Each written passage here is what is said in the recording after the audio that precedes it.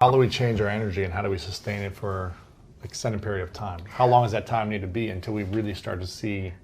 Sometimes immediate. Okay, so our research, and we've done in the last 6 years, because we were seeing so many incredible things going on in our workshops. I mean, people stepping out of wheelchairs and all kinds of crazy things. You're like a church. Well, kind of like a church, like a mega church, yeah.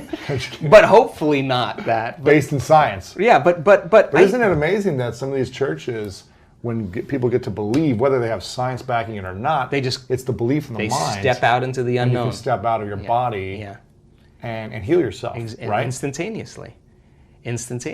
And we do see that a lot. And some people are like, how can that be possible? Well, how can it be possible? Well, look, we've done the research now. I've assembled a team of scientists. We've done 8,500 brain scans. I can tell you when a person's about ready to change. I can tell you why people don't change. I can tell you what it takes to change. So what's it take to change? Well, you change. Most people keep their attention, always their awareness on their body. They keep their attention on everything in their environment, people and things. Their brain is always scanning everything around us to determine what's known and unknown, what's safe and unsafe, right? And, we do that all the time. So our research shows that the moment you take your attention off your body and you go from somebody to nobody, you take your attention off the people in your life and go from who you identify with, from someone to no one. And so many people spend their whole life building an identity of being someone. Take your attention off your cell phone, your computer, your car, and go from something to nothing. Take your attention off where you're sitting, where you need to be, someplace you have to go from somewhere to nowhere. And take your attention off time, linear, thinking about the predictable future or the familiar past, and fall into the generous present moment and go from some time to no time. Then all you're left with is consciousness. And that's the moment you're no longer playing by the same rules of matter to matter.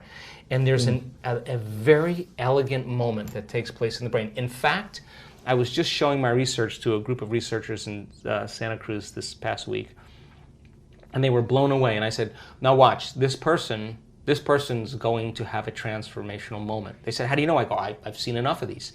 And the next moment, the whole brain just lights up. That person is switched on. They'll never be the same person again. They're having a transcendental moment. And we could actually predict it and teach it now. It's a formula.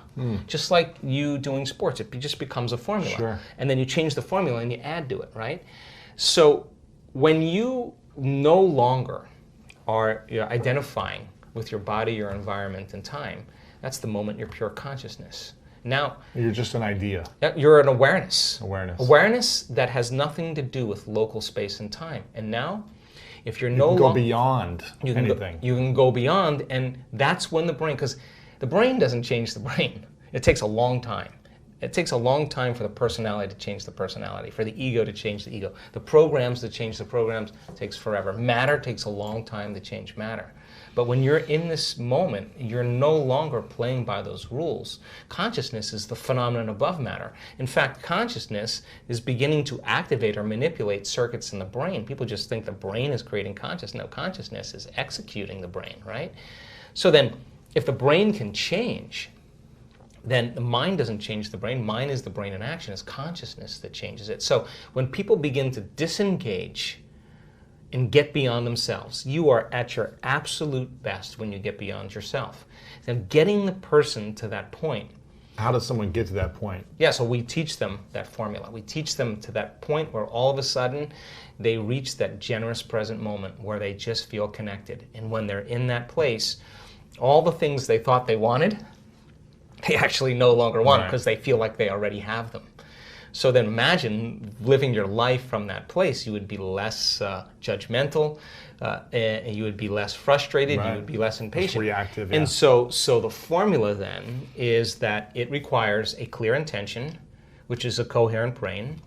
And when you're living stressed out and something goes wrong, and you're threatened, or you can't predict an outcome, or you have the perception that something's getting worse, or you can't control it, you switch on that fight or flight nervous system that we talked about. Now, here's what happens. When that occurs, you start shifting your attention from one person to one problem, to one thing, to another person, to another place, because your brain is trying to predict the next moment. Well, every one of those people and things and places has this neurological network in your brain. So as you shift your attention from one to the next, it's like a lightning storm in the clouds. Your brain starts firing very incoherently. And when your brain is incoherent, you're incoherent. And when you're living by the hormones of stress, not a time to create. No. Not a time to open your heart. Not a time to learn. Not a time to trust. And it's a time to run, fight, or hide. So people spend 70% of their time of their life living in this state. Wow. So think about it. So miserable. So then when you're under stress, if there's a cougar around the corner, you're not going to sit down and meditate. You're not going to sit still, right? But so jump imagine up a tree. here you got the survival gene switched on, and nobody is going to believe in possibility when you're living in survival, right? Wow, yeah. So then, when you're living in stress, what happens is you narrow your focus on the cause. You narrow your focus on matter, the object, the thing. And so people get switched on, and all of their attention is on their outer world. When the hormones of stress kick on, your body gets an arousal, and now your attention is on the body. And of course, when you're under stress, you're trying to predict the future based on the past. And now you're literally enslaved into three-dimensional reality. So then how do you get what you want? You got to try harder, you got to force it more, you got to work harder, you got to fight for it. It's matter trying to change matter. It's exhausting. And people just burn out, right? So then we now know that when you go from a narrow focus on something and you begin to open your focus, you create a sense, an awareness, that the act of opening your focus causes you to stop thinking. And if you stop thinking, you no longer activate those circuits, and you start to slow your brain waves down. And as you slow your brain waves down, you start connecting to that autonomic nervous system, the thing that's giving you life. And all of a sudden, when you get beyond yourself, it says, he's gone. Let's step in and just clean up this mess before he gets back. Really? And its job is to create order and balance. So your body will start to do that for you. The innate intelligence will step right in. Once you connect, you got to connect. So you got to know how to change your brain waves. You can't change your brain waves. Wow. You stay in that active state. You're basically moving furniture around. You're analyzing your life within some disturbing emotion. And I can tell you, after looking at all those brain scans, if you're analyzing your life within some disturbing emotion, you're going to make your brain worse. In fact, you are thinking in the past, right? So you teach people the formula, how to open their focus, change their brain waves, connect to that invisible field, and all of a sudden different compartments of the brain start synchronizing. The front of the brain starts talking to the back of the brain. The right side starts talking to the left side. And all of a sudden, what sinks in the brain links in the brain. And all of a sudden, you see this person starting to feel more like themselves. And when you see those two hemispheres of the brain start lighting up, watch out, because that person's going to feel really whole. They're going to start loving life. They're going to feel like they're going to be in love with life, because the union of polarity and duality is wholeness at the exact same time. Coherent brain. When you're resentful, when you're judgmental, when you're impatient, your heart beats out of rhythm. Why? You're stepping on the gas and you're stepping on the brake at the same time. Your body and its intelligence, living in survival, is saying T-Rex is back there, but you're not running because you're sitting across the table looking at somebody smiling and your body's revved up, right? So the heart is beating arrhythmically. And when that happens, you're squandering, or you're using all the body's life force and turning it into chemistry, right? You're using all that energy to survive as opposed to think beyond. Right. So you're drawing from your vital life force, that invisible field around your body, and you're turning it into chemistry. You actually are going to shrink your own field. The hormones of stress cause us to be materialists, right? We when we're under stress, we're using our senses to determine reality. So now you feel more like matter and less like energy, more separate from possibility. So then, to teach a person then how to regulate that heart center. And we do this, we've done 6,000 heart scans. Why? Because if I can teach you how to get in that heart state, and I can teach you how to activate that center, and I can teach you how to regulate an elevated emotion, the heart starts to create a very coherent signature. And when the heart starts beating like a drum, like dropping a pebble in water, it begins to produce a measurable magnetic field up to 3 meters wide. Now you're more energy than matter, more wave than particle. Wow. Now, that field that's being created is measurable, and that's an energy, and energy is frequency, and all frequency carries information. So what is the information when it makes it here? But you're sharing into the world. It could carry the thought of your healing. Why? Because it's consistent with the energy. Guilt isn't going to carry the thought of your healing. It's a different frequency. And all of a sudden now, the person is elevating their emotional state, and they're allowing their thought to be carried on that frequency. They're broadcasting a whole new energetic signature.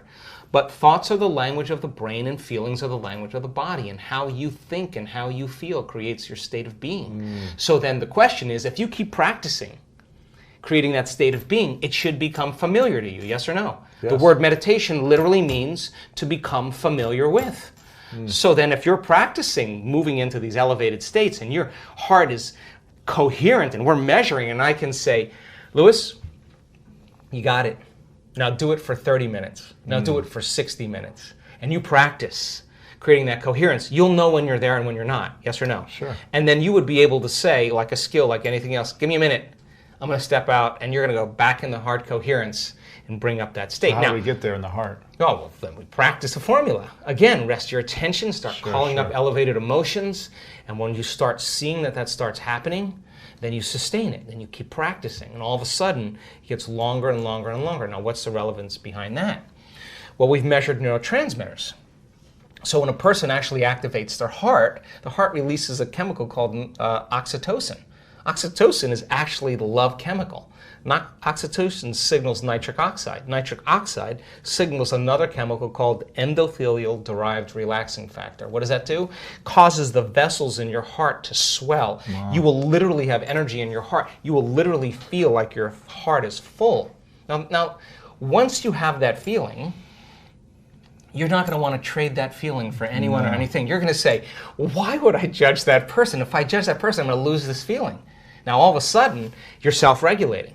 Now, once the heart is activated, I just was at the research lab this week. Once the heart is activated,